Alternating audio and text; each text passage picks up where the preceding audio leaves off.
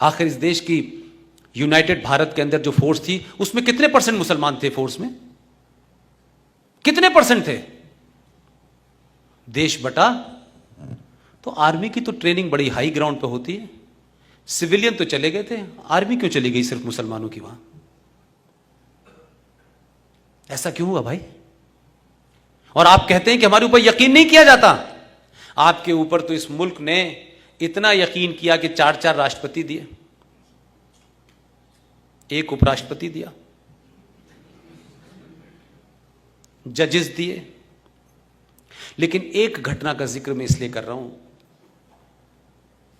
2 दिसंबर 1989 देश में वीपी सिंह की सरकार थी। उस सरकार ने भारत में पहली बार किसी मुसलमान को गृह मंत्री बनाया। उसने 2 दिसंबर 1989 में शपथ ली। जरा घटनाओं को देखिए आप। 2 दिसंबर को शपथ ली, 8 दिसंबर को बेटी गायब हो गई। महबूबा मुफ्ती की बहन रुबैया सईद का किडनैप हो गया। और किसने किया?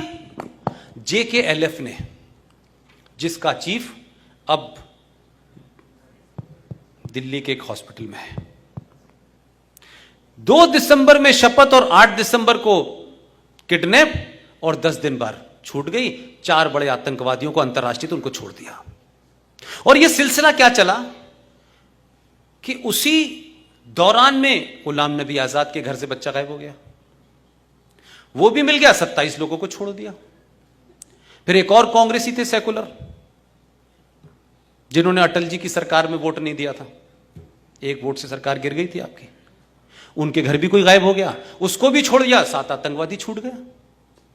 और आप सोचिए कि 2 दिसंबर को वो आदमी शपथ लेता है, 2 दिसंबर 1989, और 19 जनवरी 1990 में पूरी दुनिया का सबसे बड़ा हादसा पूरे भारत में होता है। लेकिन किसी को अंदाजा नहीं था कि यह आदमी उस हादसे का मास्टरमाइंड था।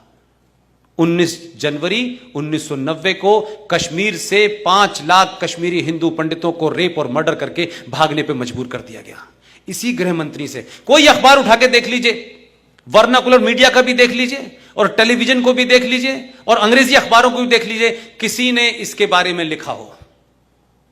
5 लाख कश्मीरी हिंदू पंडित अपने ही देश में माइग्रेंट बन गए हैं, इसकी चिंता नहीं है। लेकिन क्या हमारे देश की ट्रेजेडी है? रोहिंग्या मुसलमानों के लिए उस वक्त मैं जयपुर में था, एक जुलूस निकला, लाठी चार्ज हुआ। जो लोग निकाल रहे थे वो भारत के मुसलमान थे, जो भारत से हुब्बुल वतनी की बात करते हैं, जो कहते हैं कि कुरान के हिसाब से हुब्बुल वतनी हमारे अंदर है, और हमारी हुब्बुल वतनी यानी हमारी देश के प्रति जो हमारा निष्ठा है उसको चैलेंज मत कीजिए। जुलूस निकालने वाले मुसलमान थे। जयपुर के शहर का बीच का सबसे बड़ा चौराहे पे जो थाना था उसको आग लगा दी गई। उनके लिए पूरे हिंदुस्तान में मुझे कोई एक जुलूस, एक धरना बता दें जिसमें हिंदुस्तान के मुसलमानों ने कहा हो कि 5 लाख कश्मीरी हिंदू पंडितों को उनके अपने ही देश में और उसी राज्य का गृह मंत्री हो, और उनको धर्म की वजह से निकाला गया, उनकी आइडेंटिटी की वजह से निकाला गया। एक कोई मुझे सेमिनार बता दें, मैं अपने शब्द कुतुब मीनार पे खड़े होकर कहूंगा मुझसे गलती हो गई। एक नहीं हुआ, एक कहीं मैंने गंगा जमुना तहजीब नजर नहीं आई, कहीं भाईचारा नहीं। झूठ और मक्कारी के लिए भी किसी ने कोई धरना प्रदर्शन नहीं किया भाई साहब। लेकिन क्या हो रहा है रोहिंग्या के लिए? जिस जम्मू कश्मीर में आर्टिकल 35 होने के कारण जम्मू कश्मीर में भारत का नागरिक न वहां रह सकता है, न जमीन खरीद सकता है, न कारोबार कर सकता है, न उस राज्य की कोई आपको फैसिलिटीज मिल सकती है, न वहां विधानसभा का चुनाव लड़ सकता है, न वोट डाल सकता है। उस जम्मू कश्मीर में 2008 से लेकर 2019 तक 98,000 मुसलमान बर्मा से जो आए थे, उनके पास आधार कार्ड भी है, उनके पास राशन कार्ड भी है। यह खतरा है इस देश के लिए। यह खतरे महत्वपूर्ण हैं। क्या आपको पता ही नहीं चल रहा कि धीरे धीरे हो क्या गया? हम कहां खड़े थे जब हमने देखा तो इतनी भीड़ है कि अब हम कोशिश कर रहे हैं कि अब इनको एडजस्ट कर लें। तो आप तो 700 साल से एडजस्ट ही कर रहे थे भाई साहब। 700 साल पहले भी आपने इसी आदर्शवाद के चलते यह हालत हो गई कि आप जैसे को चंद गुंडे आए थे, कोई करोड़ों की फौज नहीं आई थी, उन्होंने गुलाम बना के रखा आपको। 700 साल तक आपकी नस्लें दर नस्लें बिगड़ गई, किसी ने सवाल नहीं पूछा। अभी तो 70 साल की कहानी है, हमने 70 साल में भी कुछ नहीं सीखा।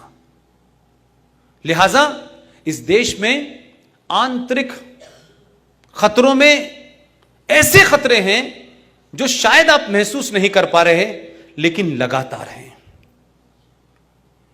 इस देश में इंटेलेक्चुअल आतंकवाद जो है चरम सीमा पर है, एकेडमिक आतंकवाद चरम सीमा पर है।